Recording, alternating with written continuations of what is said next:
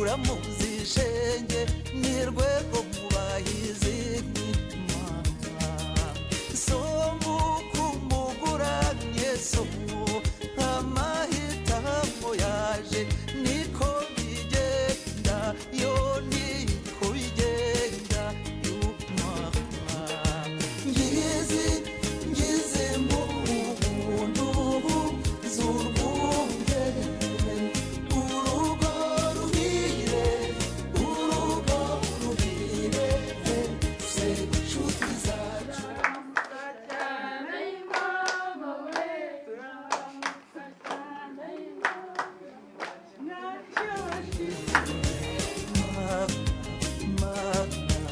urabeho nyambi urabeho shenge usanze uwagukunze imana yakwitiyemo nguza mukunde nawe agukunde maze azajya gutashya umwicaranye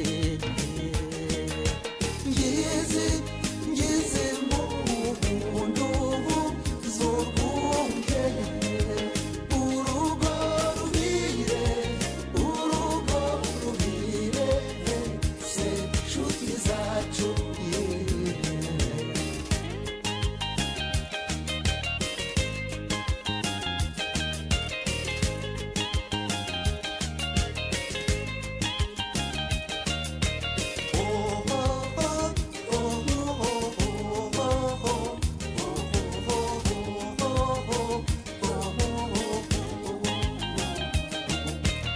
icyo tubifurije abavandimwe banyu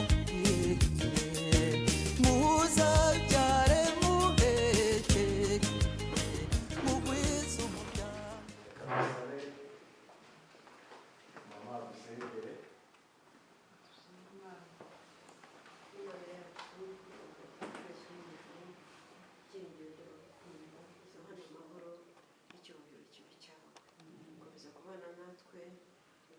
byose turabikweretse kandi amahoro nawe yitaho duha amahoro maze Yesu Kristo atatahemo twese tubone umwuka wera abane natwe ko tubisabye twizeye ko byose tubikoreye mu izina rya Yesu amen.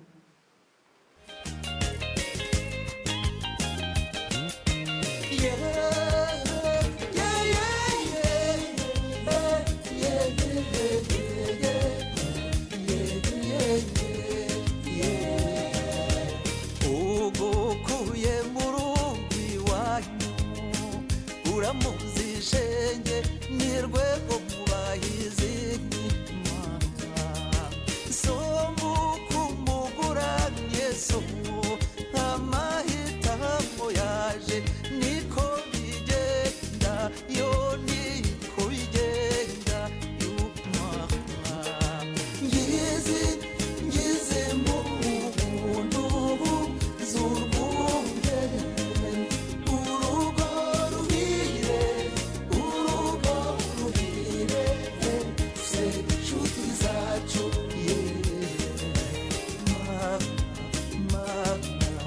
urabeho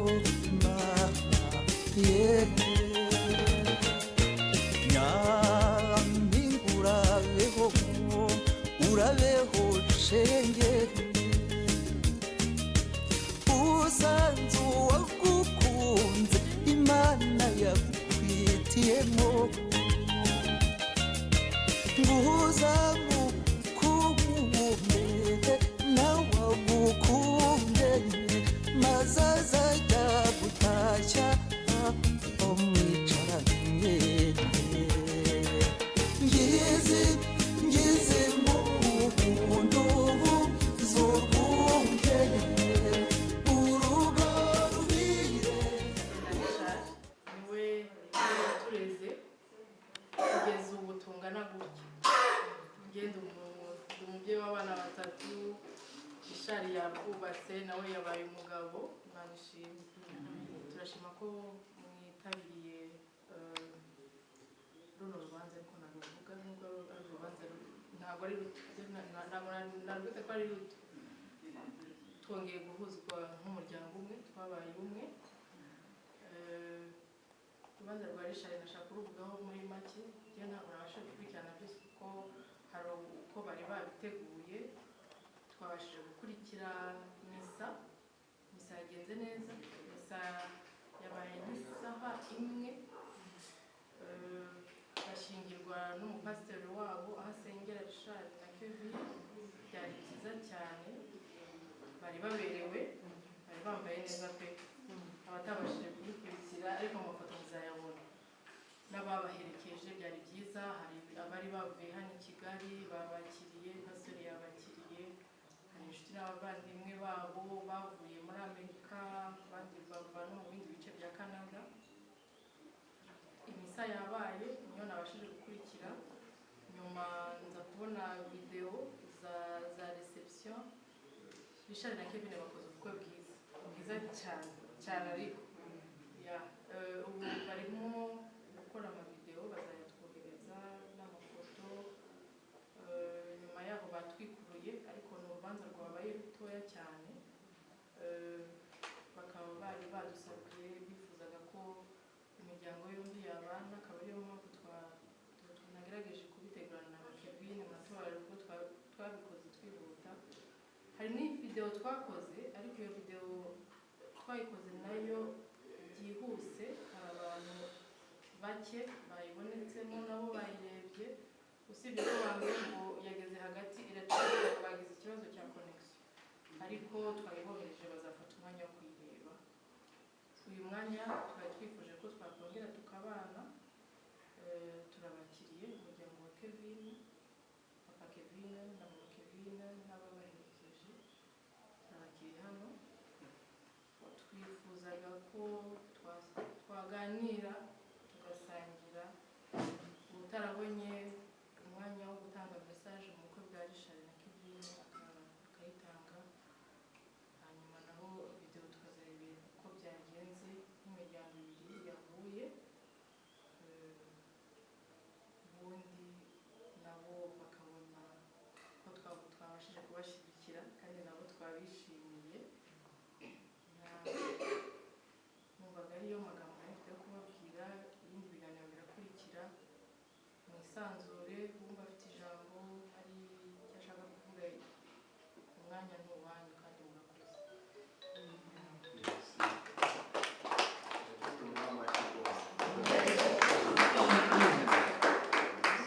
arakoze cyane mushiki wanjye ubukwe bwagenze neza amafoto twayabonye yari wambaye kera de nubwo ku ikoti yari bagakagake ariko byari kera de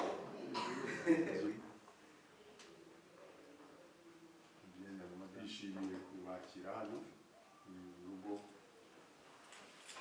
kwa Muzehe Sironi Karine yabivuze umwe wabareze niwe wareze Richard niwe wareze Karine umunsi rero nk'abantu ari byiza cyane ntitwashoboye kujya gutaha ubukwe bw'abana bacu ariko batubwiye ukuntu byagenze neza ababona amavideo n'ubu tuzabona n'andi uyu munsi rero n'ibyishimo tubanze twishime ko ubukwe bwagenze neza nawe utabutaje ariko twari turi kumwe nabo mu mutima ibitekerezo twishime rero ko bwagenze neza nkaho twari tubona uyu munsi rero nawita w'ibyishimo bwo gusabane n'imiryango yahuye twabaye umuryango umwe umuryango wa Kevin wa Richard wabaye umuryango umwe ubu rero icyo navuga ntangira ni uko ari ukwishima dusabane ibyangombwa byose birahari karibu mu rugo mwisanzure habaye iwanyu namwe ibyangombwa byose birahari ari ibinyobwa n'ibiribwa ndumva ibyangombwa twisanzure twishime twerekane bariya abana ko twishimiye ubukwe bakoze ko natwe byabishimishije natwe kandi ko turiho twishima kubera bo turiho twishima kubera ubukwe bwabo ni nko gukomeza ubukwe bwabo natwe tutashoboye gutaha ariko babone ko natwe twishimye. Ubu ndasaba Karina n'ababiteguye ibyangombwa byose birahari ndetse n'ababishoboye muze gucinya akadiho. Nta bukwe butagira akadiho, ubwo ababishoboye muraza no gucinya akadiho. Murakoze, karibu rero mwisanzure muri iwanyu, karibu kwa muzehe Habimana.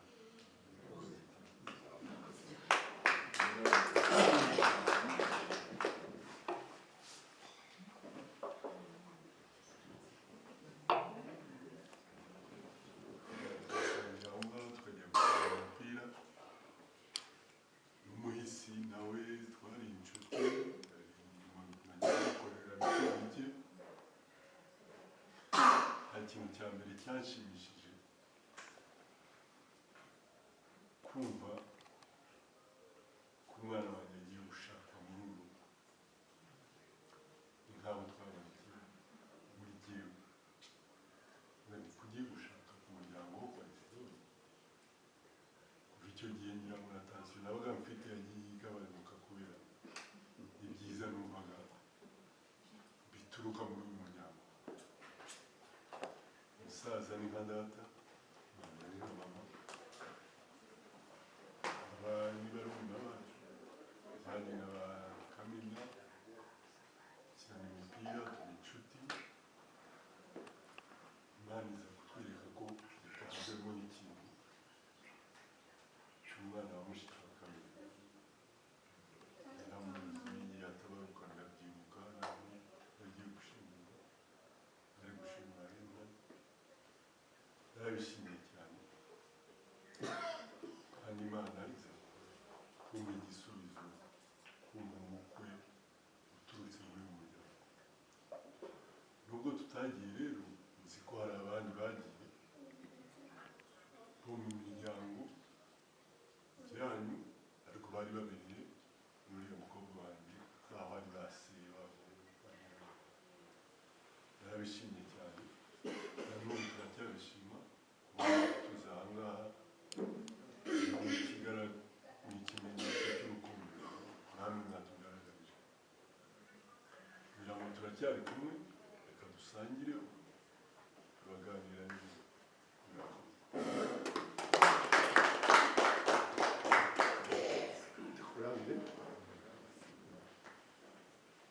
Ababyeyi mukuru atuvuga kugira ngo twibwirane n'amasano dufitanye kugira ngo birusheho kuba byiza. Turahera nanjye kuvuga ngo zitukamo uruhu kandi gutukana ntabwo Imana igenda. Reka duhere hano ku mubyeyi wacu. Bivuga umubyeyi mukuru we muramuzi mwese, nababwiye ni muzehe Habimana Esironi, umufasha we nababwiye ko nibo bareze igihe kirekire Richard ndetse na Karina. Abandi ndumva turivuga umwe ari nitwa Nyirimana Joseph, nkaba navuga ko Richard ni nk'umuhungu wanjye kuko mushiki wanjye nako umubyara yari mushiki wanjye umubyara yari mushiki wanjye, twarananganaga rwose mu myaka. Ari ibyo ndi nka nyirarume, yewe ndi nyirarume. Abandi ndumva nabo bahera hariya bakivuga.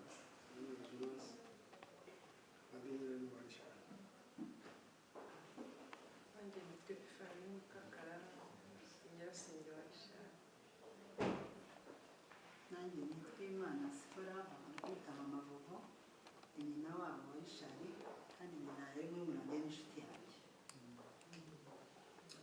Nanjye nitwa Christine, nyirasenge wa Kevin.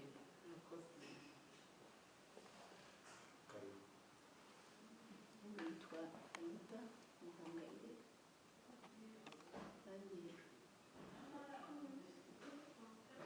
Kevin ni umunese w'umugabo wanjye nanjye nkaba mama we n'aho yari atuye ubu ngubu aho yashingiwe ava iwanjye ndavuga abana banjye nibo bamushingiye mu mwanya wanjye.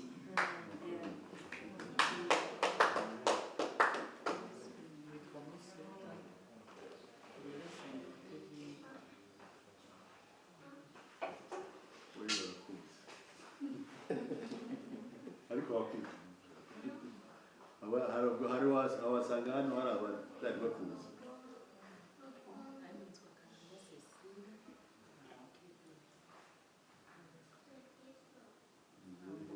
twamuvuze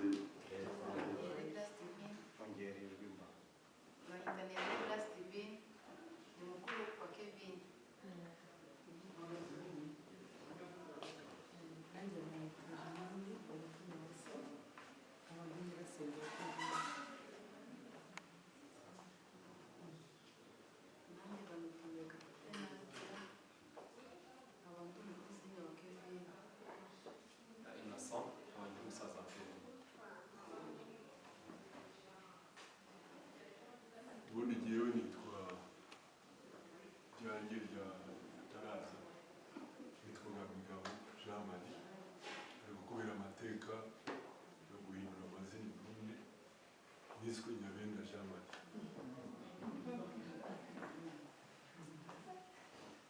Ndi se wa Kevin.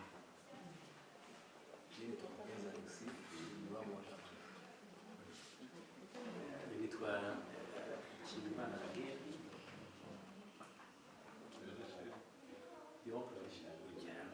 musaza wa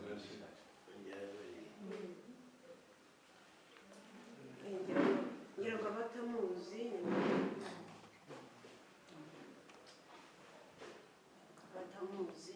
uyu akaba Imana yaramubitse ategereje umuzuko ikaba yari imfura yacu akandi akaba n'imfura yacu.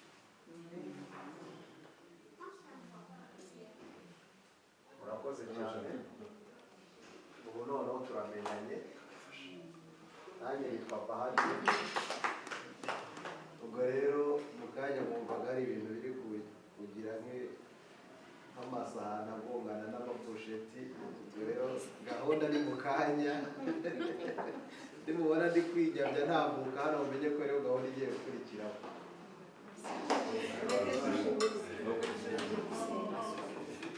abahepfo mureke dushimire ibiri turagushimira umutekano yacu, tugushimira ko tugirira neza, uduhaye ifunguro ibyo kurya, tugusabye kugira ngo ubumana bikabura umugisha kandi igezwe nawe kuko ibyiza byaramuhumanye, ariko twizeye tudashidikanya ko amaraso ya Yesu ashobora kubyiza kandi akabihumanura, kandi abagiye kubifata bibawe neza, ubihe umugisha kandi nabo bahe umugisha kugeza ubwo ndetse tuzasangira mu bwami bwawe, kandi bidutere imbaraga zo gukunda gukorera tubisabye mu izina rya Yesu. Karibu mwese.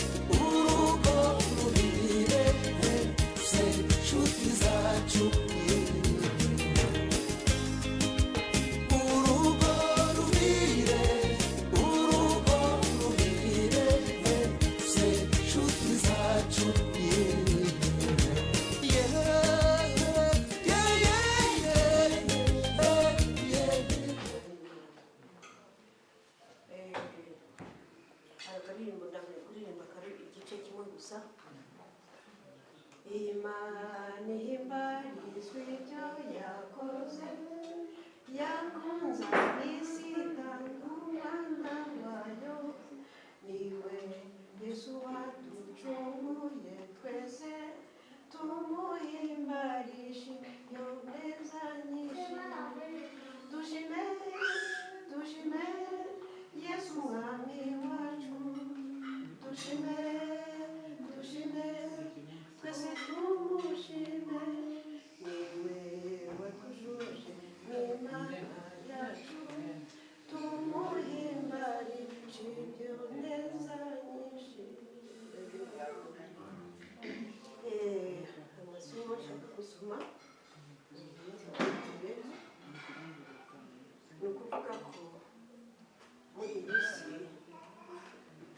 isumba byose ni urukundo. ubu umuntu naho ngo yaba ari umuntu gusa adafite urukundo ntacyo byamara. reka dusome isomo rimwe. aravuga ngo urukundo ruhebuje byose kuba ingenzi. nubwo navuga indimi z'abantu n'iz'abamarayika, ariko singiriye urukundo naba mpindutse nk'umuringa uvuga cyangwa icyuma kirenga. kandi nubwo nagira impano yo guhanura, nkamenya ibihishwe byose n'ubwenge bwose, kandi nubwo nagira kwizera kose, nkabasha gukuraho imisozi, ariko singira urukundo ntacyo ndagira. kandi nubwo natanga ibyanjye byose ngo ngaburire abakene, ndetse nkitanga ubwanjye ngo nkwikwe, ariko singira urukundo ntacyo byamarira.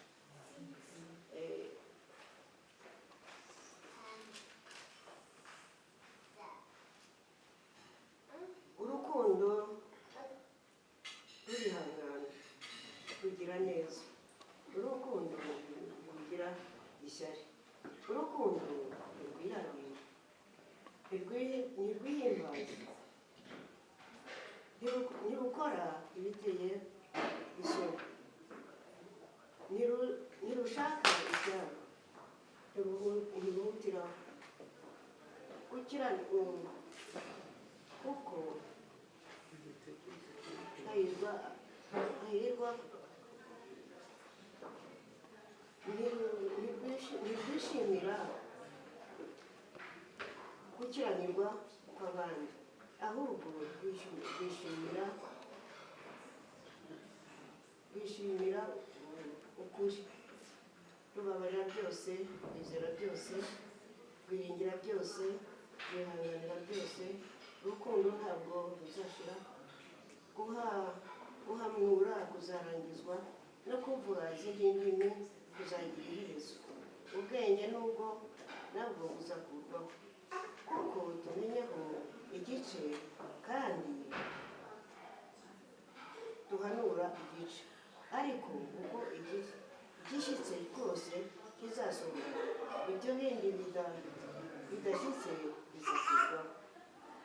nkiri umwana muto navugaga nk'umwana muto, ngatekereza nk'umwana muto, nkibwira nk'umwana muto, ariko maze gukura mva mu by'ubwana. icyakora none turebere mu ndorerwamo ibirorirori, ariko icyo gihe tuzarebana duhanganye mu maso. none menyeho igice, ariko icyo gihe nzamenya rwose nk'uko namenye rwose. ariko none hagumyeho kwizera n'ibyiringiro n'urukundo, ibyo uko ari bitatu, ikiruta ibindi ni urukundo. ibyo byose niyo twagira bimeze gute, ariko nta rukundo ibyo byose ntacyo byamara. ubu ni ukuvuga ko aha twose muzanywe n'urukundo, twese rero tubwira urukundo. hariho batubwira ngo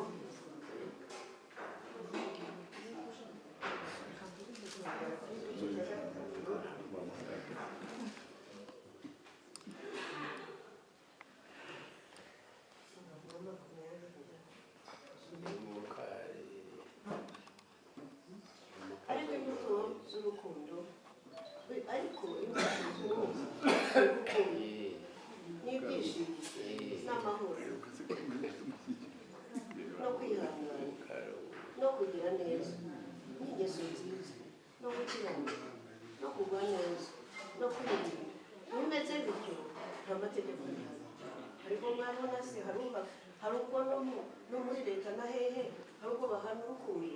ntabwo rero nta mategeko amategeko ahana urukundo. Imana iduhe kugira ngo tugire urukundo, kuko udafite urukundo n'ubwami bw'umuriro ntazabibona.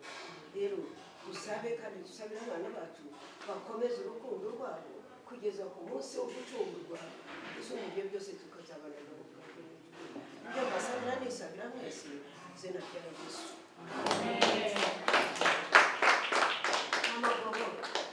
Tukurabire.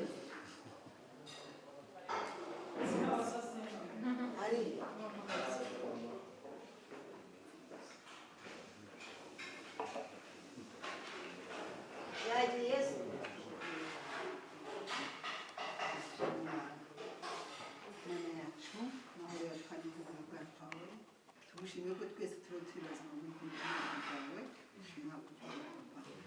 Wagize neza Mana, tumushimire kuko urugo ni wowe watangiye umushinga watangiye, ndagushima ku mushinga watangije kuri rishari yatevuye. Wagize neza Mana, kuko urukundo wabaye kugira ngo bakundane batangire umushinga wo kubaka urugo.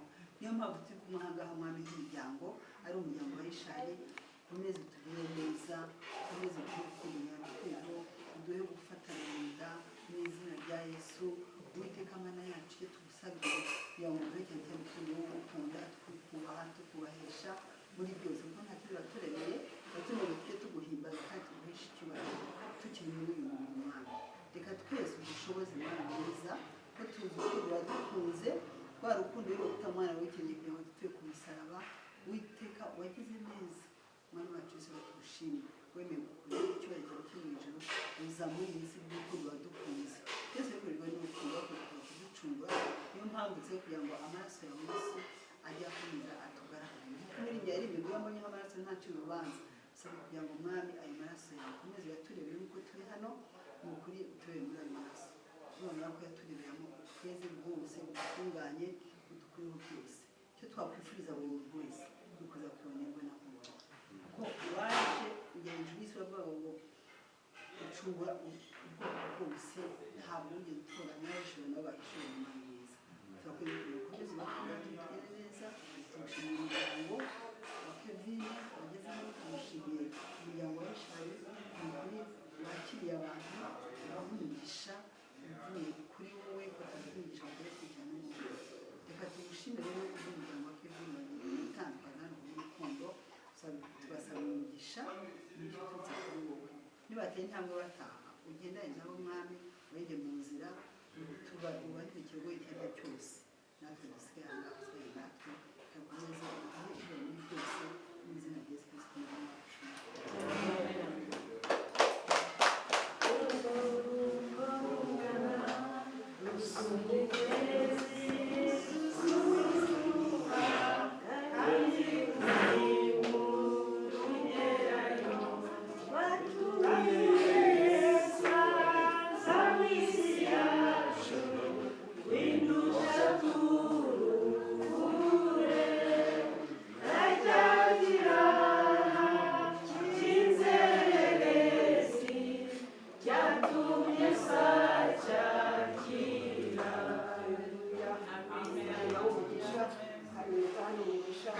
kandi tuzongeye duhura dushira Imana yacu mu izina rya Yesu.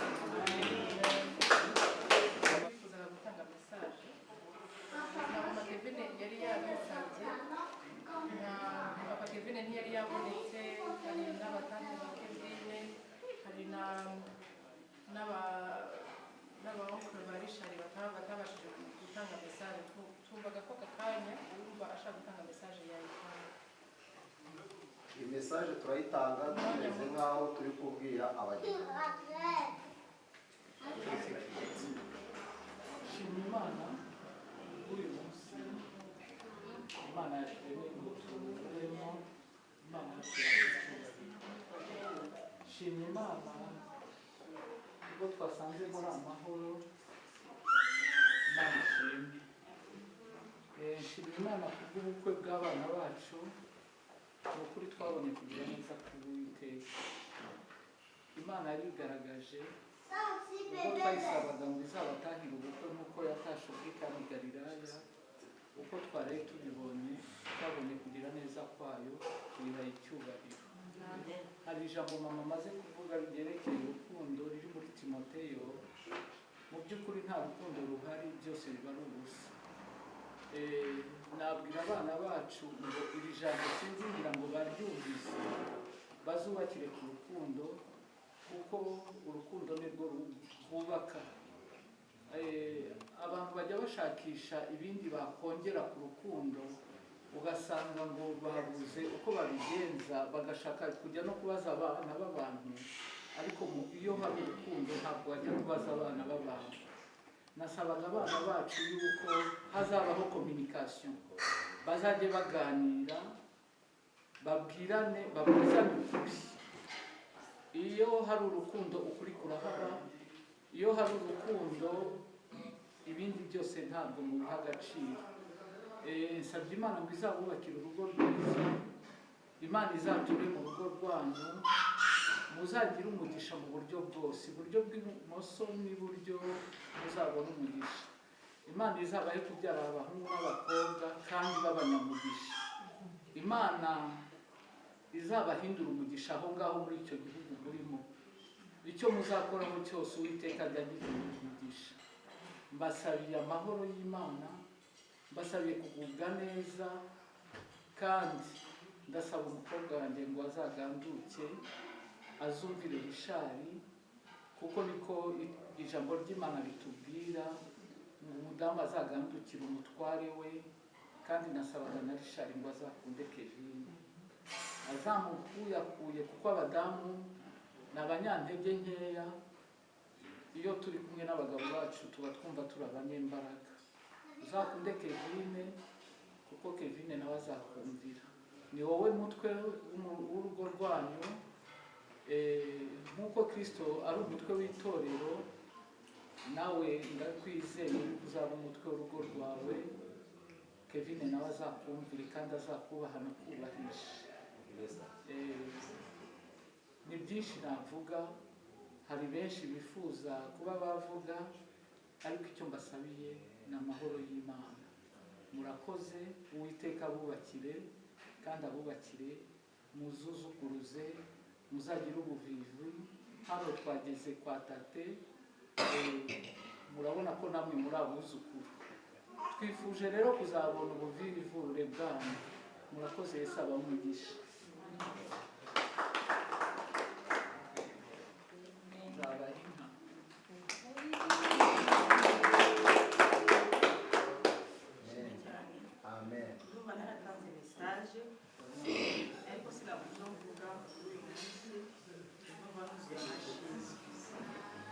Amashimwe nari maze iminsi imeze nk'umuntu uri ku gise cy'ubukwe bwa Rishari na Kevin, numva ntazi ukuntu bizagenda kubera ko bizaba ntahari, ariko rero nagerageje mbere yaho kubabwira ngo ntimuzapfara, nkabihanganisha, nkabizeza imbaraga z'Imana, ariko nk'umuntu mutari kumwe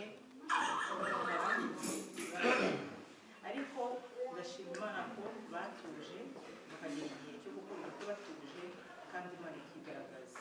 Ari n'ababyeyi ngo mwe mutegereze icyo nzi neza, kuko nabizesha icyubahiro. Byarakesheje rero ubwo twari tuvuze, nashima Imana, Imana yo mu ijuru ikomeze ibashigikire, bagirire neza, ihaze kwifuza n'imitima yabo. Murakoze. Ndanezerewe cyane kuko irandenze. Imana igumugisha.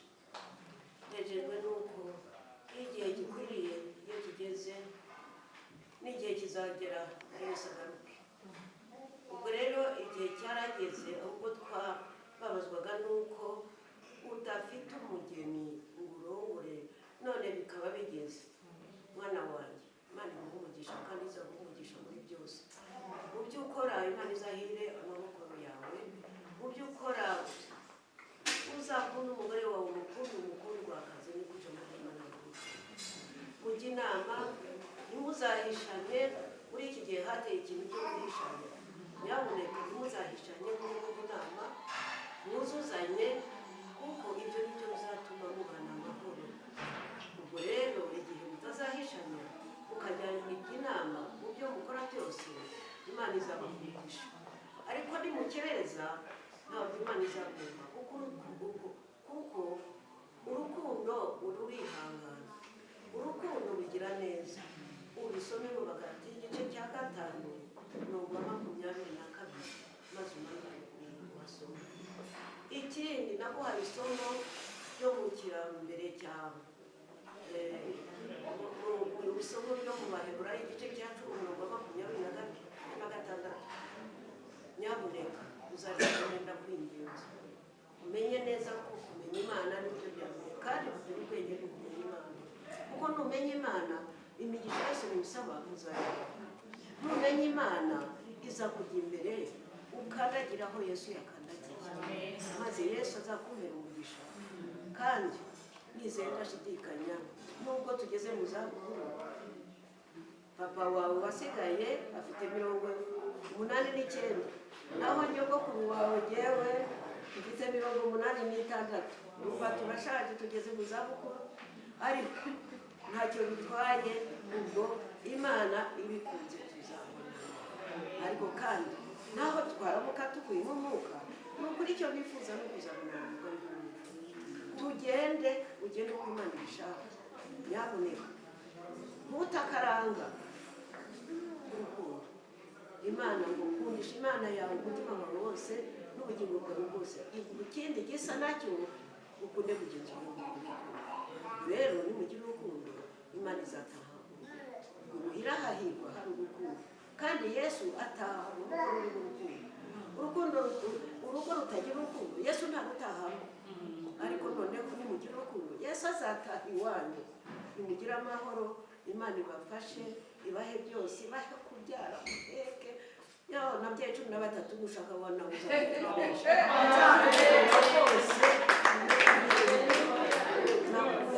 maze rero Imana izaguha umugisha, ubyare aheke abahungu abakobwa byose kubyara n'Imana. Ariko ntumve ngo ndavuga gutyo uzabyara abo uzashobora kurera.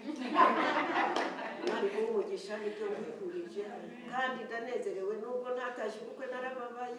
Narababaye jisha, narababaye kuko ntabutaye ubukwe, ari igihe nyoko wari usigaranye. Ariko humura, Yesu arahari, kuko so na nyoko biruta ibindi byose ni Imana.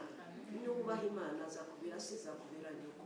Imana iguha umugisha, kandi nizeye tudashidikanya. Undi nanone ni mushiki wawe Karine, uracyamufite, muzuzuzanye. Nyabuneka muzakundane rwa rukundo rwa kivandimwe, atari rwa rundi rukebereza rukabeshyana. Imana ibaha umugisha, nibyo mbasabira kugeza iteka ryose. Imana niduhuza tuzashima, kandi Imana ibaha umugisha, nibyo mbasabira mu izina rya Yesu. Amen. Kevine, ndagushimiye kubw'igikorwa wakoze kingana gutyo. Igikorwa kinini kitabona umuntu wari wese. Gusabiye umugisha utagabanyije, gusabiye kubaka rukaguma, gusabiye kubaha, gutinya Imana, kubaha n'Imana ndetse n'umugabo washatse ndetse na famiye yose. Ndagukunda urabizi, gusabiye umugisha nka nyogosenge, gusabiye ijuru ngo rigere kutabara mu kabazo ari kose wagira, gusabiye amahoro arenze amwe Uwiteka atanga. Uzahaha uronke, uzabyare uheke, uzabyare hungu na kobwa, kandi umugisha w'Imana ugikoga ukota ukugenda ukuzenguruka. Rero ndagukunda urabizi. I love you so much. Je t'aime ma fille. Shizemo na blague kugira useke, ariko kuri ijuru rigeri kwa hafi abantu bajya bakugota ingabo zayo, umwuka wera ajya kuyobora mu bintu byawe byose. Umugisha w'Imana ndetse n'uwakubyeyi n'uwanyogosenge ndawugusabira, ntabwo umugisha tezagirwa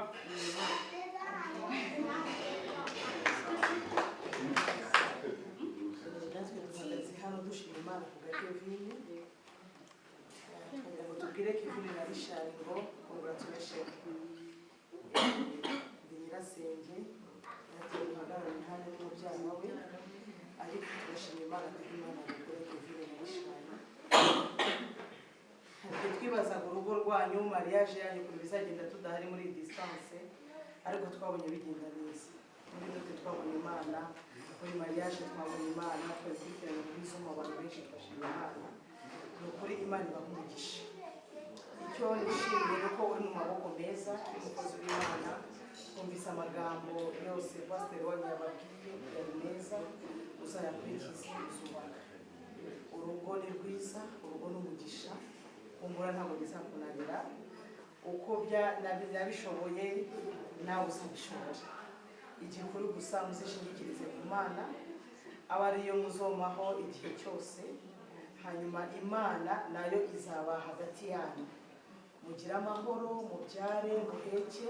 Ibirori biri imbere ni byinshi cyane, tuzongera twumve n'ibindi kuko imigisha Imana itanga ni myinshi. Ni ukuri dusaba umugisha n'urukundo ruramye mu rugo rwanyu. Imana ibahumurize.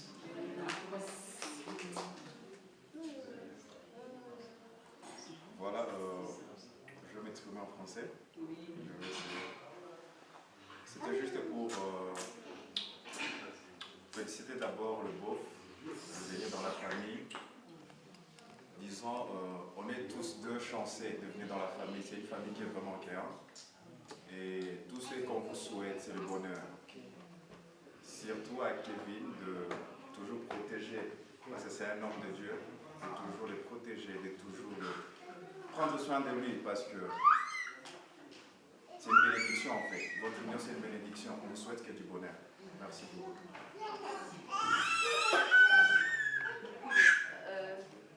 Kevin na Richard, nishimiye ku bwanyu,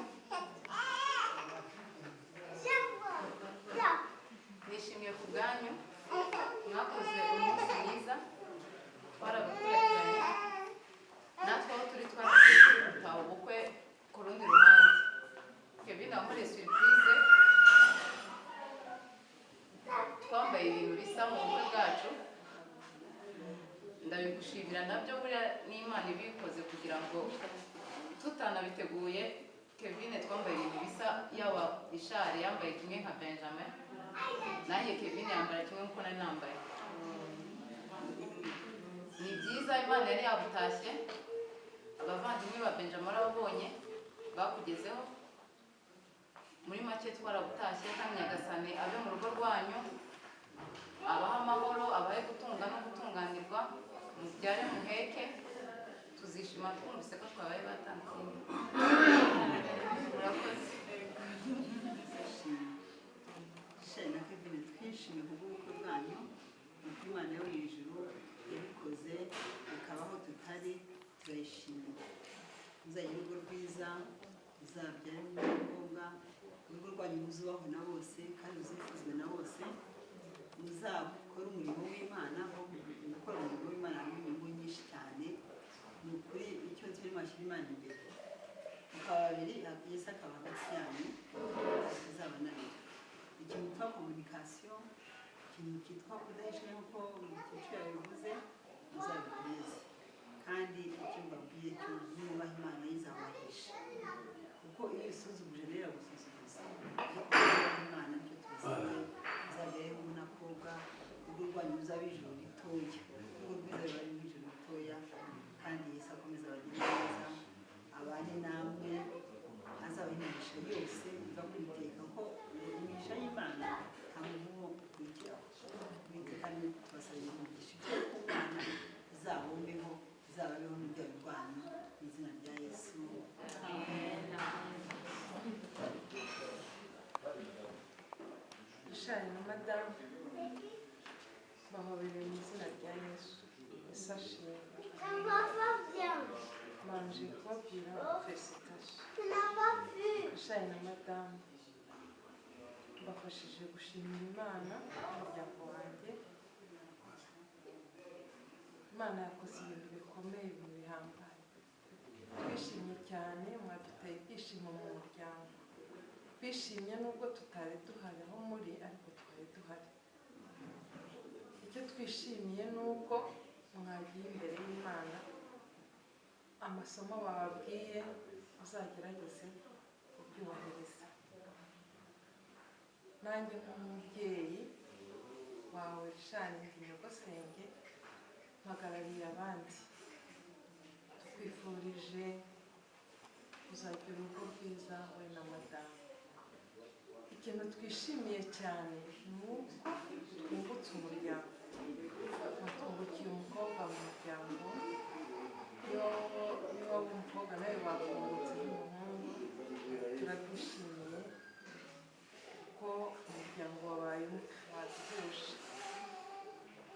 ntabwo tukiri babiri mu rumwe. Turashimira Imana kuko yabagize umwe kugira ngo muzahore muyikorera nk'uko muyikorera. Turashimira Imana ko urukundo rwanyu rubagejeje ku kintu cyiza cyane. Ubukwe ni Imana ibugena. Yavuze ati habeho umugore habeho n'umugabo, umugabo agira umugore, umugabo agira umugabo.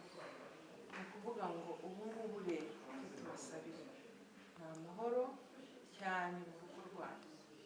Ni imigisha myinshi y'ababyeyi twese twabashishikaje, ariko icya mbere mbasabiye ni urukundo cyane.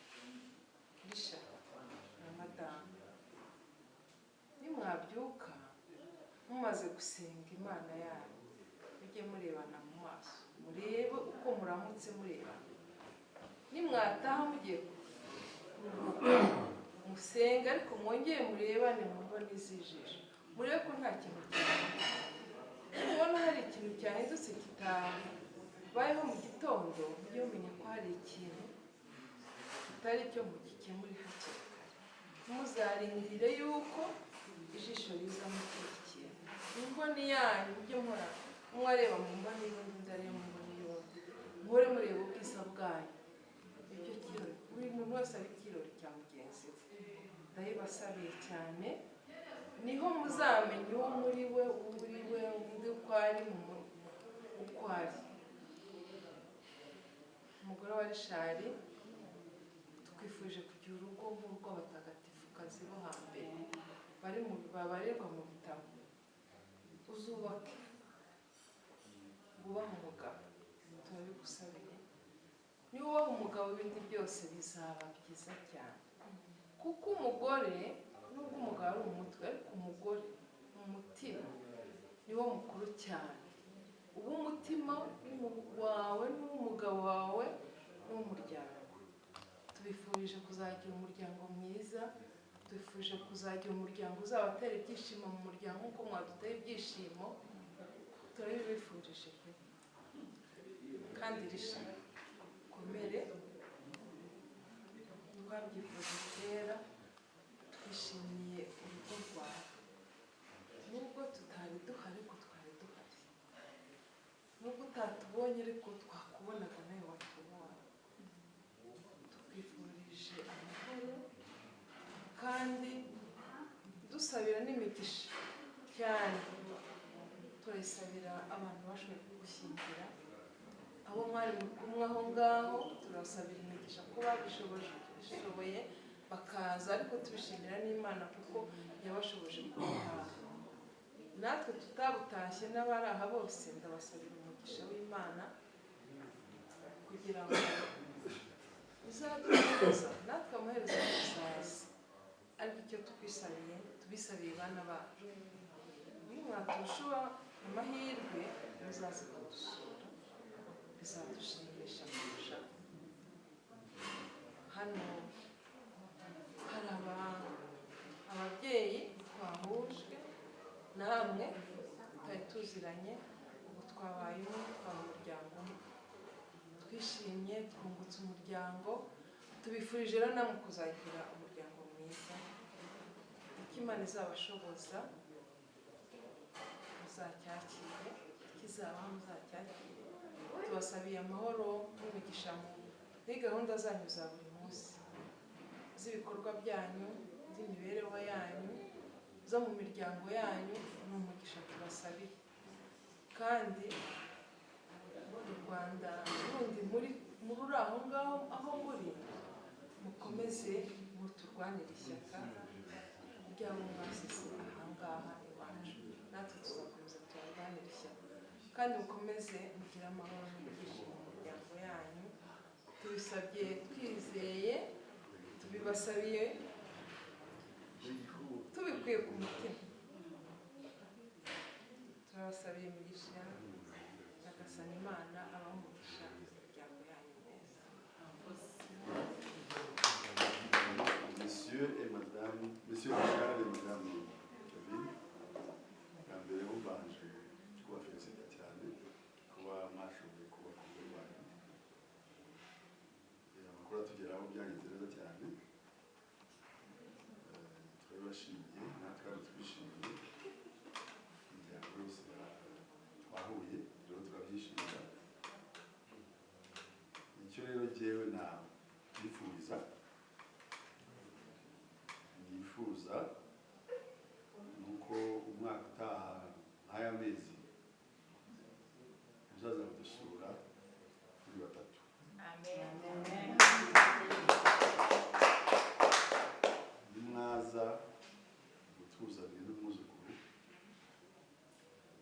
maze iwanjye nzagurika.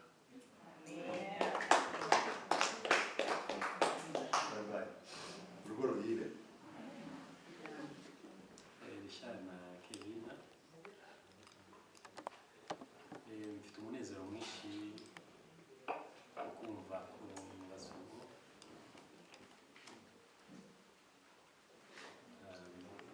bikomeze bitere imbere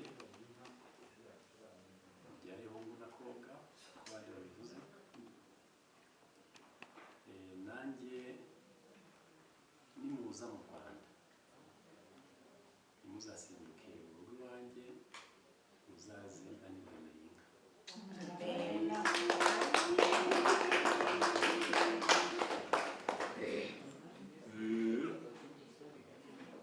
Richard na Kevin mwakomeze bambere umugisha ku bintu byiza mwakoze. Nubwo tutari duhari ariko hari abandi bari bahari, n'Imana yonyine yari yaho ngaho. Ndabashimiye rero nk'uko mukuru wacu Joseph abivuze, umwaka utaha nk'uko nimuza muzaze muri batatu, kuko iyo mushakanye mugiye gushaka n'umuryango, kuko tubifuriza ahungu n'akobwa muzaze mufite ikimana yabahaye. Turabifuriza rero urugo rwiza rurangwamo amahoro, rurangwamo urukundo, ku buryo n'abandi bose bazajya babareberaho ku rukundo mufitanye.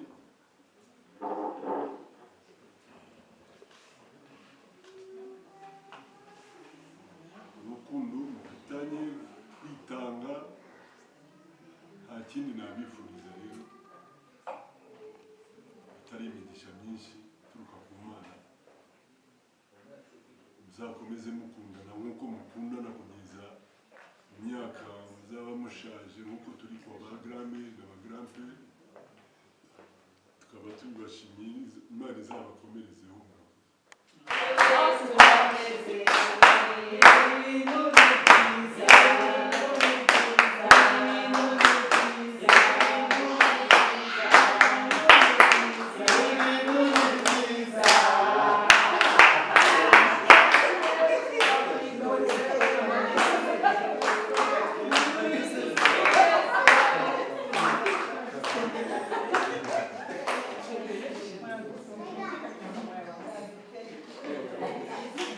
Itorero twaresha akamudukomera amashyi.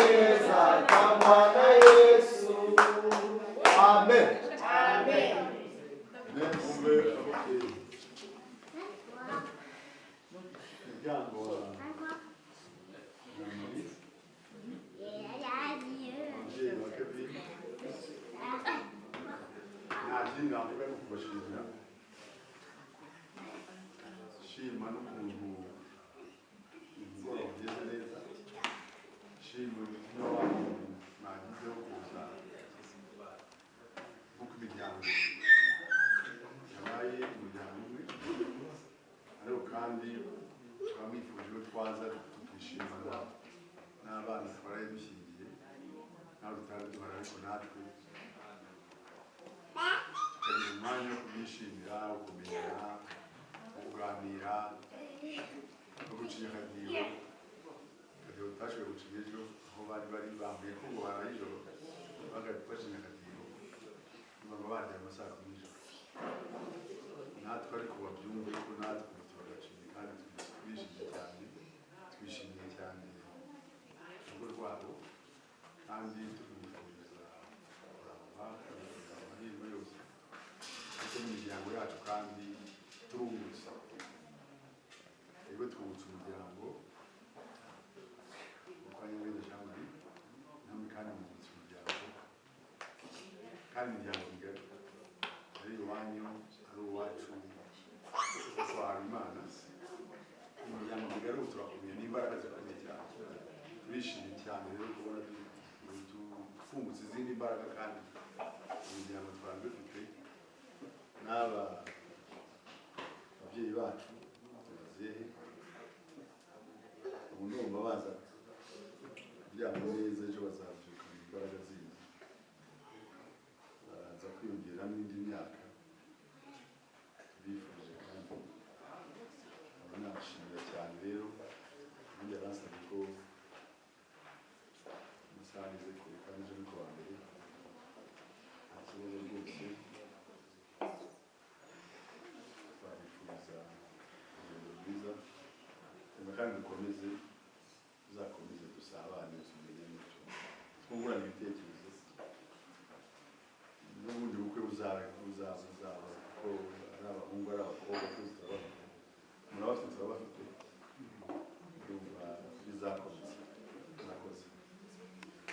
Ni byiza kandi ejo reka tujye kubwira n'abasigaye mu gahunda zagenze ko mwadufashe uriya muryango kwa kundi mwari muzi ko ari mwiza, tujye kubasobanurira neza ibyiza byiyongereye ko twabaye umuryango. Yo navuga ati nta busezera wicaye, Imana idufashe tuzongere tubonane dusangire kandi